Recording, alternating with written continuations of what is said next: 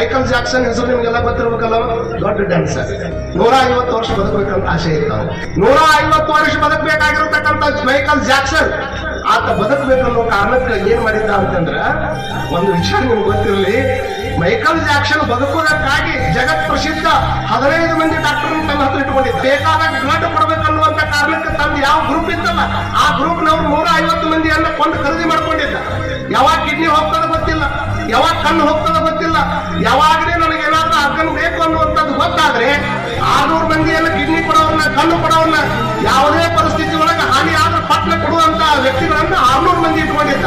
ಅವ ಉಣ್ಣುವಂತ ಪ್ರತಿಯೊಂದು ತುತ್ತು ಸಹಿತ ಲ್ಯಾಬೊರೇಟರಿ ಒಳಗೆ ಚೆಕ್ ಮಾಡಿ ಕೊಡ್ತಿದ್ರು, ಪ್ರತಿಯೊಂದು ಅದನ್ನು. ಇಷ್ಟೆಲ್ಲ ಇದ್ರೂ ಸಹಿತ ಒಂದು ಆಕ್ಸಿಜನ್ ರೂಮ್ ಮಾಡ್ಕೊಂಡಿದ್ದ.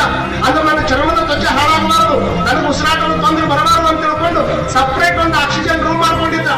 ಇಷ್ಟೆಲ್ಲ ಮಾಡ್ಕೊಂಡಿರ್ತಕ್ಕಂಥ ಮೈಕಲ್ ಜಾಕ್ಸನ್ ಬದುಕಿದ 8 ವರ್ಷ